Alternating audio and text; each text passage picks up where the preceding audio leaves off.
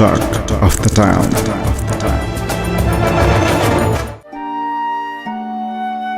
ई सम्पदा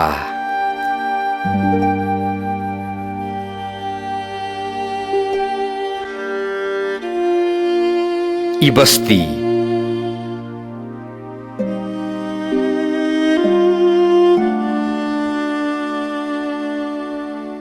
र यो जीवन भत्काइदियो मेटाइदियो एक झट्काले।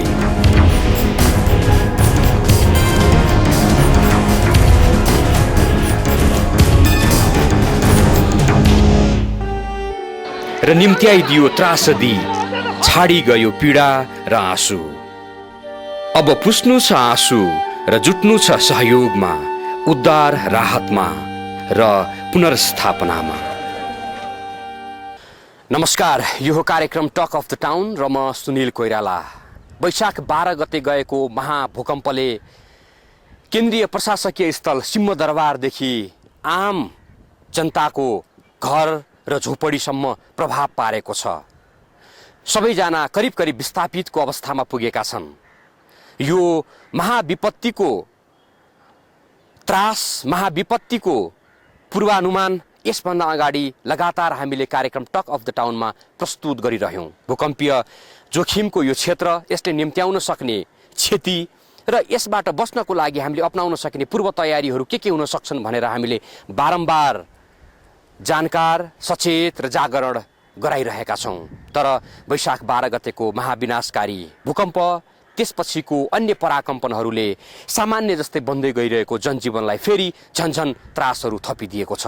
यस्तो विपत्तिमा आम जनता यो भूकम्पसँग कसरी जुझ्ने, यसले निम्त्याएको विनाशसँग कसरी जुझ्ने र सिङ्गो राज्य संयन्त्र यो चुनौतीको रूपमा मात्र होइन अवसरको रूपमा लिएर कसरी जाने भन्ने विषयमा कति सचेत छ, कस्तो कार्यक्रम बनाएर ऊ अगाडि बढ्दैछ, यो विपत्तिसँग उसले कसरी मुकाबिला गरिरहेको छ, आजको सन्दर्भमा हामी यही कार्यक्रम प्रस्तुत गर्दैछौँ। सबैभन्दा पहिले एउटा रिपोर्टपछि फेरि हामी आउनेछौँ।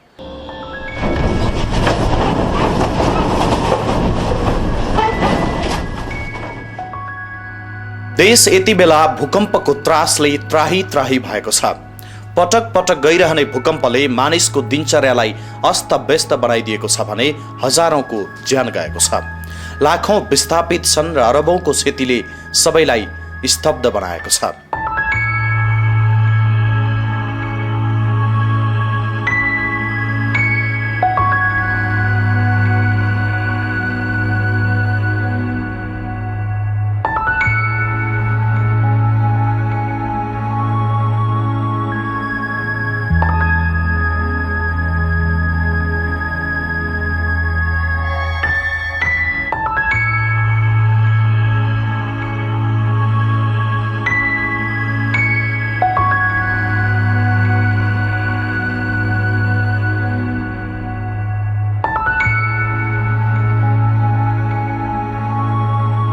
वैशाख 12 गते शनिबार गोर्खा जिल्लाको बारपाकलाई केन्द्र पारेर आएको महाभूकम्प र त्यसको भोलिपल्ट सिन्धुपाल्चोकलाई केन्द्र बनाएर आएको भूकम्पले गर्दा 8000 भन्दा धेरै मानिसको ज्यान गइसकेको छ। त्यस भूकम्पले विस्थापित बनाएकाहरू सहज दैनिकीमा फर्कन नपाउँदै मंगलबार दिउँसो दोलखा र सिन्धुपाल्चोकको सिमानालाई केन्द्र बनाएर आएको 6.8 म्याग्निच्युडको भूकम्पले पुनः नेपालीलाई डर, त्रास र सङ्कटको आहलमा डुबाइदिएको छ। मंगलबार दिउँसोको भूकम्पमा परि 100 बढीले ज्यान गुमाए भने थप आर्थिक, भौतिक र मानवीय क्षति निम्ताइदियो। पहिलो भूकम्पका कारण मुख्यतया उपत्यका र आसपासका जिल्लामा ठूलो धनजनको क्षति पुग्यो। काठमाडौँ, ललितपुर, भक्तपुर, सिन्धुपाल्चोक, नुवाकोट, रसुवा, धादिङ, काभ्रेपलाञ्चोक, रामेछाप, दोलखा, सिन्धुली लगायत थुप्रै जिल्लामा भूकम्पले विनाश निम्त्यायो। दुवै भूकम्पका कारण गम्भीर र सामान्य गरी 77,000 भन्दा धेरै मानिस घाइते भए। भूकम्पकै कारण देशभरमा गरी 5 लाख भन्दा बढी घरमा पूर्ण र आंशिक क्षति पुगेको छ।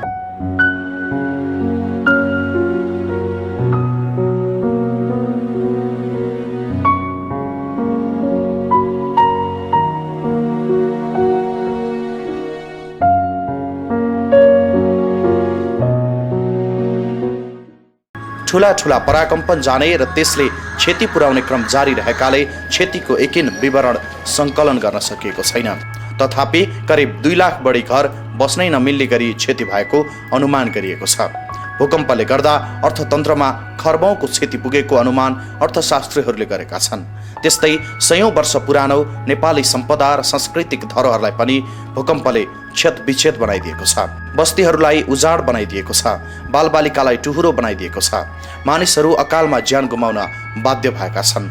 शैक्षिक संस्था, अस्पताल, सरकारी र सार्वजनिक स्थलहरू, निजी उद्योग, होटल लगायत क्षेत्रमा ठूलो प्रभाव परेको छ। करिब 10 लाख बालबालिकाले आफ्नो स्कुल गुमाएको संयुक्त राष्ट्रसङ्घको प्रारम्भिक अनुमान छ। भूकम्प प्रभावित जिल्लाका 90% भन्दा धेरै स्कुल पठन पाठन नै गराउन नसकिने गरी क्षतिग्रस्त भएको छ। भूकम्पका कारण घरबार गुमाएकाहरू यति बेला खुल्ला आकाशमुनि बस्न बाध्य छन्। उनीहरू सबैसँग अझै घाम पानी छेक्ने एउटा त्रिपाल समेत छैन। त्यहाँ माथि बारम्बार आइरहने पराकम्पनका धक्काहरूका कारण घर नभत्केका मानिसहरू पनि सडकमा आएर बस्न बाध्य भएका छन्। सरकारले भूकम्पपछि प्रभावित जिल्लाहरूलाई सङ्कटग्रस्त क्षेत्र घोषणा गरेर उद्धार र राहतको कार्यक्रम सञ्चालन गरिरहेको छ। तर अझैसम्म पनि त्यो काम प्रभावकारी हुन नसकेको आम गुनासो छ। व्यवस्थापिका संसदमा भूकम्पपछिको उद्धार, राहत र पुनर्निर्माणका लागि सङ्कल्प प्रस्ताव पारित गरिएको छ। भूकम्प प्रभावितको उद्धार, राहत र ध्वस्त भएका भौतिक संरचनाहरूको पुनर्निर्माणलाई राष्ट्रिय अभियान बनाएर अघि बढ्ने सङ्कल्प गरिएको छ। सबै राजनैतिक दलहरूले पक्ष र प्रतिपक्ष नभनी उद्धार, राहत र पुनर्स्थापनामा जुट्ने प्रतिबद्धता जनाएका छन्। सर्वदलीय सरकार गठन गरी यो विपत्तिको सामना एकै ढिक्का भएर गर्ने विषयमा समेत केही सकारात्मक बहसहरू भएका छन्। तर यी सबै विषयहरू संसदभित्रको रोस्टममा मात्र सीमित हुने हो भने त्यसको कुनै अर्थ छैन। यो शोकलाई शक्तिमा बदल्ने बेला सबै एकजुट हुन जरुरी छ। यो विपत्तिपछि नेपालको राजनीतिमा पनि एउटा नयाँ सिरा, नयाँ कोर्स र नयाँ सन्दर्भ जस्तो देखा परेको छ। विपरीत ध्रुवतर्फ रहेका शीर्ष राजनीतिक दलका शीर्ष नेतृत्वहरू विपद प्रभावित क्षेत्रमा एकजुट भएर प्रतिबद्ध भएर पुगेका छन्। यसले एउटा सकारात्मक सन्देश र सम्भावना दिएको छ। सरकारले सङ्कल्प प्रस्ताव प्रस्तुत गरेको छ। संसदमा करिब 1 हप्ता लामो बहसपछि त्यसलाई पूर्ण रूपमा पारित गरिएको छ।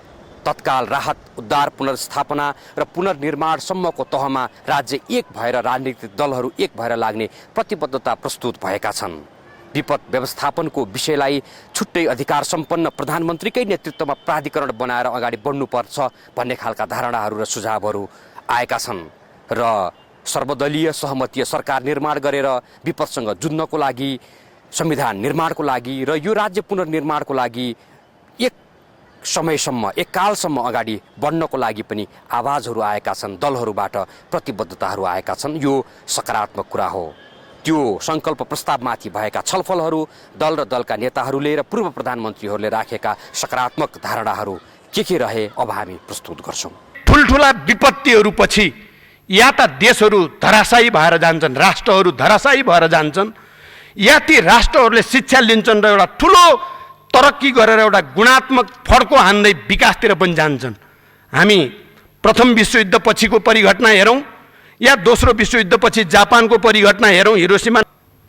र मैले प्रतिपक्षको हैसियतले व्यवस्थापिका संसदको बैठक आवश्यक छ भन्दै गर्दा यो विषयमा कमसेकम व्यवस्थापिका संसदमा चर्चा होस्। हामी सबैले कुन गहिराईमा यो भूकम्पको कम्पनलाई आत्मसात गरेका छौँ त र कति चाहिँ यसलाई हामी व्यावहारिक जीवनमा रूपान्तरणको निम्ति आफू तयार छौँ भन्ने कुराको चर्चा पनि होस् भनेर हो। राजनैतिक दल र नेतृत्वहरूको एउटा अग्नि परीक्षा यति बेला चलिरहेको चाहिँ हामी गर्ने। 5000 अहिले यहाँ 2000 का कुरा पनि आए।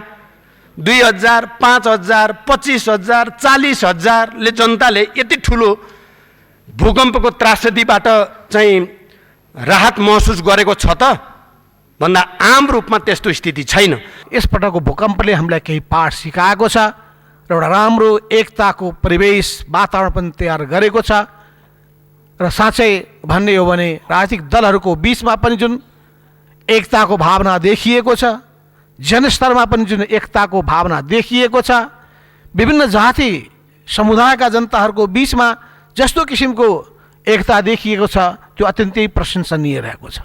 यही मौकामा वास्तवमा यो सरकारको लागि पनि हामी राष्ट्रिय सहमतिको हिसाबले अघि बढाउन सक्यौँ भने, राष्ट्रिय सहमतिको एउटा सरकार निर्माण गर्न सक्यौँ भने सबैको बुद्धि, सबैको क्षमता, सबैको बरकत त्यस काममा लाग्न सक्ने थियो। अब उपयोग नीति व्यवस्थित रूपमा तयार गर्ने काममा लागि परौँ र यो पहिरो जाने ठाउँहरूमा बस्ती रहनै नदिने र बस्ती सार्ने व्यवस्था पनि गरिहालौँ र प्रत्येक टोल बनाउँदाखेरि त्यहाँ खुला ठाउँको अनिवार्य व्यवस्था गरौँ र प्रकृति सुहाउँदो घर, बस्ती, बाटो इत्यादि भौतिक संरचना जो बलियो पनि होस्, सुरक्षित पनि होस्, यसो गरौँ। र यी सबैको निम्ति राज्यको उपस्थितिको निम्ति महत्त्वपूर्ण भनेको स्थानीय निकाय हो।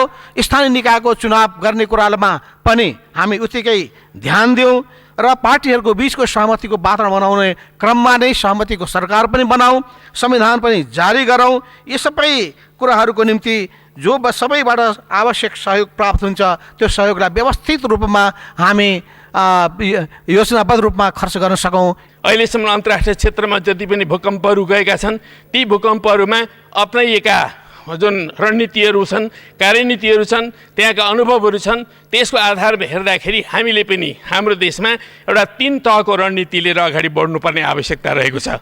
सभामुख महोदय, सबभन्दा पहिलो रणनीतिमा सबभन्दा पहिलो कुरा भनेको उद्धारको कार्य, उद्धारको चरण, दोस्रो चरण भनेको राहतको चरण र तेस्रो भनेको पुनर्स्थापना र पुनर्निर्माणको चरण हो। नेकपा एमाले होस्, अरू सबै दलहरूलाई म के आग्रह गर्न चाहन्छु भने हामी सबै राजनीतिक पार्टीहरू यति बेला यो देशमा स्वयंसेवक दलको रूपमा रूपान्तरित हुनुपर्दछ र जनताको सेवामा खट्नुपर्छ। पुरा अहोरात्र हामीले खट्नुपर्छ, तब मात्रै यो सङ्कटबाट राष्ट्रलाई बचाउन सकिन्छ। हामीले त्यसका निम्ति स्पष्ट पार्नु पर्दछ। सरकारी कोष सबभन्दा बढी भरपर्दो कोष त हुँदै हो किन? त्यहाँ त लेखा प्रणालीदेखि लिएर एउटा मेकानिजम हुन्छ, त्यहाँ एउटा संयन्त्र हुन्छ, त्यसले सञ्चालन गर्छ, त्यसको खर्च गर्ने विधि, त्यसको लेखा प्रणालीदेखि लिएर सारा चिजहरू हुन्छन्। त्यस कारण यस कुरालाई हामीले चाहिँ अन्त्य गर्नुपर्दछ। अब हजारौँ विद्यालय भवनहरू, कलेजहरू नष्ट भएका छन्, वर्ष लाग्न लाग्यो। पढाइ एक अवधि पढाइ भएन भने त्यो पढाइ अर्को समयमा मेकअप गर्न विद्यार्थीले सक्दैन। त्यसकारण अविलम्ब म सरकारको ध्यान आकर्षण गर्न चाहन्छु, बाढी पीडितहरूले फी तिर्न सक्दैनन्, किताब किन्न सक्दैनन्, कहाँका पैसाले किताब किन्न सक्छ? त्यसकारण यसपल्ट सरकारले बाढी पीडित दुर्गम गाउँका केटाकेटीहरूलाई, जसको केही छैन तिनीहरूलाई पढाइको प्रबन्ध गरिदिनु पर्यो, किताबहरू दिनु पर्यो, कपीहरू दिनु पर्यो र उनीहरूका लागि पढाउने व्यवस्था गर्नु पर्यो, खर्च गर्नु पर्यो। हामी यसको लागि यो प्रेरणा, यसबाट प्रेरक यसलाई बनाउन सक्छौँ कि सक्दैनौँ? यो आपत्तिलाई राष्ट्र नवनिर्माणको प्रेरक बनाउन सक्छौँ कि सक्दैनौँ? नेपालको नवनिर्माणको प्रेरक हामी यसलाई बनाउन सक्छौँ कि सक्दैनौँ? यसैमा हाम्रो परीक्षा छ। यति बेला सहकार्य वास्तवमा चाहिँ यति आवश्यक छ। यो सहकार्य केवल राजनीतिक मिटिङ र बैठकको सहकार्यको रूपमा मात्र नभएर यो सहकार्य सारा यो प्रमुख दलहरूका बीचमा, सहकार्य यो सबै राजनीतिक शक्तिहरूका बीचमा, सहकार्य यो चाहिँ देशलाई परिवर्तनतिर लान चाहनेहरूका बीचमा यो सहकार्य साँच्चै भन्ने हो भनेदेखि यो सहकार्य सहसरकारको रूपमा पनि यसलाई हामीले चाहिँ आज परिणत गर्न सक्न, त्यो पनि साहस र उदारता, त्यो चाहिँ हिम्मत, त्यो भावना हामीमा हुनु पर्यो, फराकिलो भावना। हामी सबैलाई लिएर यो मुलुक चलाउँछौँ भनेर। यो विनाश हाम्रो निम्ति एउटा अवसर हुनसक्छ र संसारमा यस्ता देशहरू छन् जसले यस्तो विनाशबाट माथि उठेर आफ्नो सम्पूर्ण देशलाई नयाँ ढङ्गले निर्माण गरेका छन्। त्यसैले अब पुनर्निर्माण मात्र नबनिकन नवनिर्माणको फेजमा हामी जान सक्नुपर्छ र त्यसको निम्ति हाम्रा जुन संयन्त्र छन् त्यतिले मात्रै पुग्दैन। म यहाँ देखिरहेको छु, हामीमध्ये कतिलाई लाग्छ म भएपछि त गरिहाल्छु नि, म आफूलाई एटलस ठान्ने, मेरै कानमा संसार पृथ्वी अडेको छ भन्ने ठानेर अरू संयन्त्र किन चाहियो भनेर हामीले सोच्नु हुँदैन। हाम्रा परम्परागत संरचनाहरूले मात्र पुग्दैन, यसको निम्ति विशेष संयन्त्र चाहिन्छ। यस्ता इतिहासका यस्ता कालखण्डमा विभिन्न देशहरूले, चाहे त्यो जापान होस् चाहे इन्डोनेसिया, ढङ्गले पनि भन्न सक्छु हामीले तत्काल योजना बनाएर त्यो गर्न सक्छौँ र त्यो सम्भव छ। राष्ट्रिय पुनर्निर्माण प्राधिकरण बनाऊँ र 10औं र त्यसको निम्ति अनुगमन गर्नको निम्ति 3 तहको एउटा निर्देशनकारी र अनुगमनकारी संयन्त्र निर्माण गरौँ सर्वदलीय, जो केन्द्रमा होस्, जिल्लामा होस्, गाउँ गाउँमा होस्। र त्यसको साथसाथै 10औं लाख हाम्रा जो युवा भोलिन्टियरहरू छन्, विदेशमा गएका जो नेपालीहरू छन्, उनीहरूलाई आह्वान गरेर एउटा भोलिन्टियर फोर्स हामीले बनाऊँ। राष्ट्रिय निर्माण भोलिन्टियर जो पिस कोर भनेर अमेरिकामा बनाइएको थियो, त्यस्तै पुनर्निर्माण भोलिन्टियर 10औं लाख हामीले बनाऊँ र एउटा अभियान चलाएर 10औं खर्ब रुपियाँ हामीले उठाएर यो नयाँ नेपालको अभियान हामीले यहाँबाट सुरु गर्न सक्छौँ। विपदसँग जुझ्नको लागि राज्य संयन्त्र राजनीतिक दलहरूले संसदभित्र सङ्कल्प प्रस्ताव पारित गरिरहँदा विपदसँग जुझ्नको लागि उनीहरूले राजनीतिक एकताको स्वर प्रस्तुत गरिरहँदा र अब पुनर्स्थापना र पुनर्निर्माणको क्रममा सबैजना मिलेर राष्ट्रिय सहमतिको सरकार निर्माण गरेर अगाडि बढ्छौँ भनिरहँदा यता सडकमा विपद प्रभावितहरू चाहिँ के भनिरहेका छन्, विपदसँग उनीहरू कसरी जुधिरहेका छन्, विपदसँग राज्यलाई कसरी जुझ्नको लागि उनीहरूले आग्रह गरिरहेका छन्। अब हामी उनै प्रभावितहरूको आवाज प्रस्तुत गर्छौँ। अब 2 तल्ला 2.5 तल्ला जुनमा चाहिँ 4 अथवा 8 वटा कोठा होस्, अनि त्यसले अब जति 8 रेक्टर स्केल 9 रेक्टर स्केल होइन महाभूकम्प भनेको त्यति नै हो। त्यही भएर चाहिँ त्यति बनाएर सुरक्षित साथ बसियो भने राम्रो लाग्ला जस्तो छ। त्यसको लागि त सरकारले अहिले नै आएर जे गर्नुपर्ने हो पुरा विवरण दिएर नगरपालिकाबाट हुन्छ कि वडाबाट हुन्छ कि सबै आफै आएर त्यो पुरै टिपेर अहिले नै तुरन्त के गर्नुपर्ने अहिले नै हल्का गरेर चाहिँ पछि अब पछिसम्म हुने हिसाबले चाहिँ पुरै गर्नुपर्छ। ठ्याक्क घर भने 2.5 तलाको हुनुपर्थ्यो, 3 तला कसरी जान नपाउने हुनुपर्थ्यो। तर अब अहिले क्षति भएपछि चाहिँ सबैलाई के छ, घर काट्ने कि के गर्ने समस्यामा आए मान्छेहरू। अब बाहिरको मान्छेहरू अहिले यहाँ काट्नु बस्न अब चाहनै छोडिसक्यो। सरकारले पनि के गर्नु पर्यो भन्दाखेरि चाहिँ आफू बस्ने हिसाबमा चाहिँ म चाहिँ अलिक जग राम्रो भएर राख्ने, अनि त्यसमा चाहिँ अरूले चाहिँ दायाँ एउटा घर भर्केपछि दायाँ बायाँलाई पनि क्षति पर्छ। त्यसले गर्दा त्यस्तो गर्दाखेरि धेरै हाइट नबढाउनु गयो, यतिसम्म मात्र भने चाहिँ नियम गरिदिनु पऱ्यो। अब कुनै काठमाडौँ साइडमा भन्नुहोस् तपाईँको चाहिँ 7 तला 8 तला 11 तला बाटो भइरहेको छ, तर भएको मान्छेले बनाउँछ त्यो आफू बालमा दिएर अरू चाहिँ ठाउँमा बस्न, त्यहाँ बस्ने मान्छेलाई त एकदम चाहिँ बाटा परेछ नि। त्यो पड्क्यो भने त सबै परिवारै खत्म हुन्छ। त्यसले गर्दाखेरि त्यो पनि एउटा नियम गर्नुपर्छ। योभन्दा बढी कायो भने कानुन बमोजिम चाहिँ कडा गर्नुपर्छ। यो सरकारले संविधान बनाउनु पर्ने हो, जनताहरूलाई पाल दिनुपर्ने हो।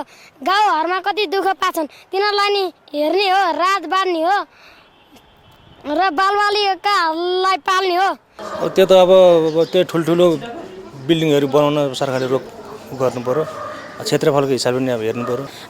न त पाल्छ, न भुइँमा ओछ्यान्छ, न माथि यसो छाप्रो छ, केही छैन। यत्रो पटक भुइँचालो आइसक्यो, हामी त खालि बाहिरै छौँ, अनि यत्रो माथि तलमाथि कोडा छ।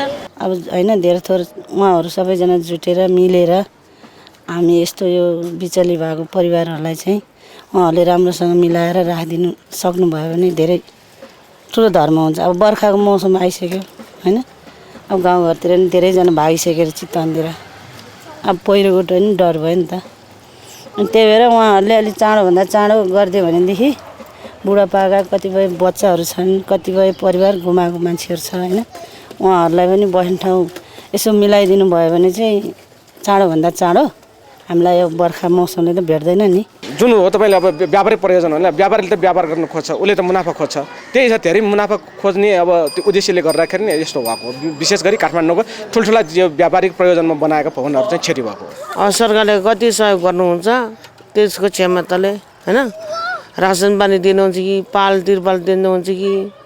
अब यहाँ कोठा भाडा त्यतिकै तिर्नु परेको छ 6,000 महिनाको। घर भत्केकाहरूलाई अब सरकारले हेर्नु पर्यो, अब छाप्रो भए पनि जे भए पनि हामीलाई बारेर राखिदिनु पर्यो। अब कोठा खोज्न जाम भने पनि कोठाहरू 2,000 को कोठा 4,000 भने 4,000 कोठा 10,000 भनेर भनिदिन्छन् साउहरूले, घरबेटीहरूले। घाँस बाँस कपास हुनु पर्यो, बस्ने बास हुनु पर्यो, खाने हुनु पर्यो।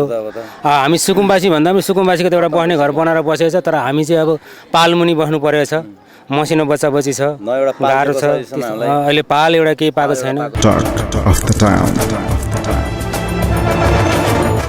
विपद प्रभावितहरूले सडकबाट व्यक्त गरेको यो आक्रोश स्वाभाविक छ, उनीहरूको अपेक्षा पनि स्वाभाविक छ र यसमा राजनीतिक दलहरूले जस्तो खालको प्रतिबद्धता व्यक्त गरेका छन्, अझै भन्दा सभामुखको अध्यक्षतामा 73 सदस्यीय विपद व्यवस्थापन निर्देशन तथा अनुगमन विशेष समिति निर्माण गरिएको छ र दलहरूले पूर्व प्रधानमन्त्रीहरूले राज्यका महत्त्वपूर्ण निकायहरूले जसरी प्रतिबद्धता व्यक्त गरेका छन् त्यो सकारात्मक छ र त्यो स्वागत योग्य पनि छ। तर त्यो फेरि एकपटक आश्वासनमा मात्र केन्द्रित हुने, त्यो छेडिक बहसको लागि मात्र केन्द्रित हुने, त्यो विपक्षीका लागि केही घोचपेच जस्तो मात्र बन्ने र आफ्नो मात्रै मौखिक धर्म निर्वाह मात्रै हुने हो भने यो राज्य, यो देश र यो देशका जनता धेरै पछि धकेलिनेछन् र आश्वासनकै भरमा उनीहरूको जिन्दगी बेच्ने नियति देखिन्छ। तर दलको प्रतिबद्धता हेर्दा यस्तो चाहिँ लाग्दैन।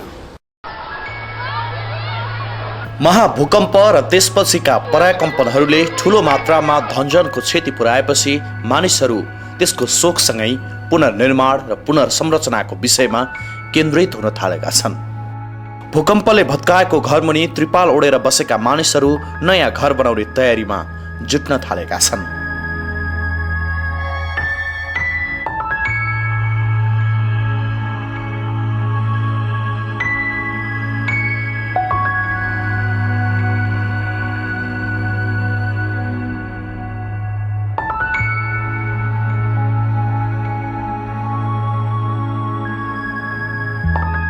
महाभूकम्प र त्यसको कहालीलाग्दो स्वरूपलाई अनुभव गरेकाहरू पनि गुणस्तरीय भौतिक संरचना निर्माण गरी जीवनलाई सुरक्षित बनाउने विषयमा सजग भएका छन्। महाभूकम्पपछि राज्यले पुनर्निर्माणको विषयलाई संकल्प प्रस्तावका रूपमा अघि सारी व्यवस्थापिका संसदबाट पारित गराइसकेको छ। विभिन्न राजनीतिक दलहरू आफ्ना राजनीतिक विमतिहरूलाई भुलेर पुनर्निर्माणको साझा एजेन्डामा एक ठाउँमा आएका छन्। सरकारले मृतक परिवार, घाइते, विस्थापित सबैलाई सम्बोधन गर्ने प्रतिबद्धता जनाएको छ।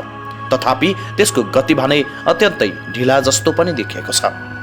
भूकम्पले देशभरका 60 भन्दा बढी जिल्लामा पूर्ण र आंशिक रूपमा क्षति पुर्याएको छ। वैशाख 12 गतिको महाभूकम्पले बढी प्रभाव पारेका जिल्लाका 90% भन्दा धेरै घर ध्वस्त बनाएको छ।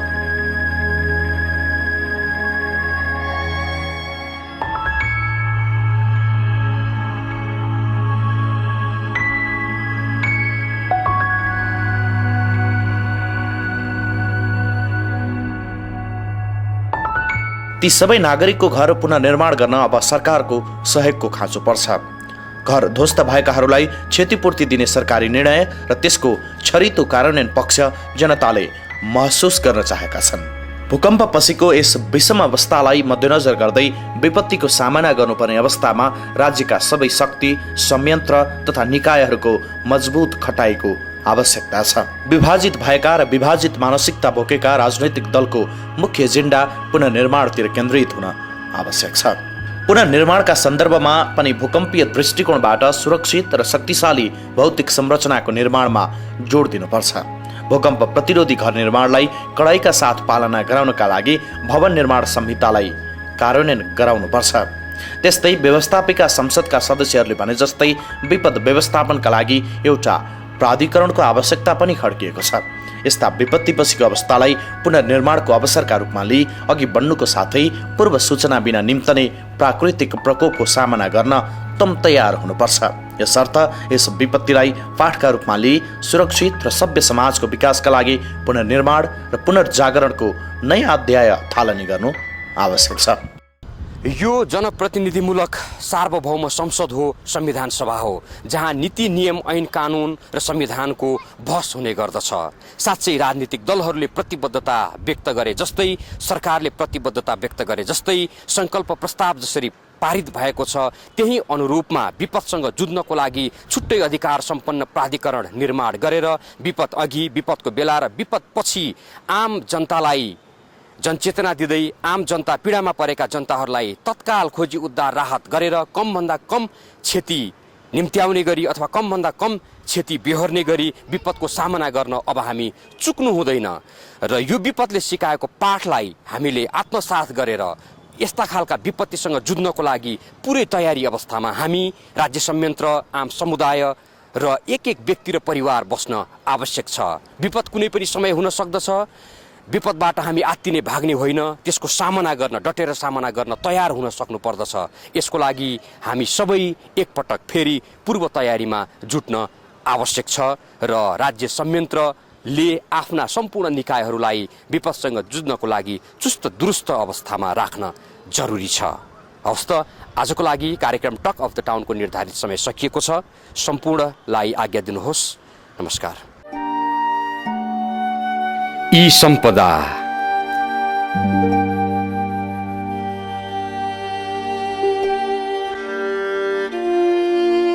ई बस्ती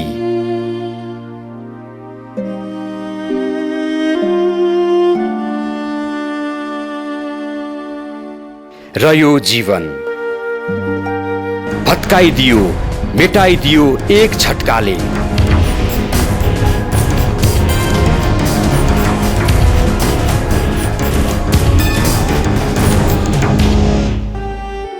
र निम्त्याइदियो त्रासदी, छाडी गयो पीडा र आँसु।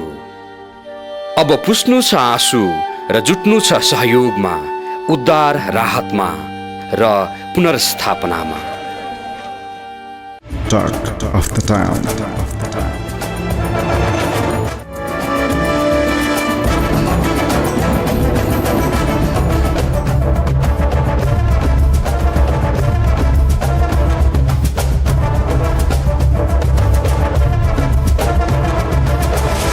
Talk of the Town.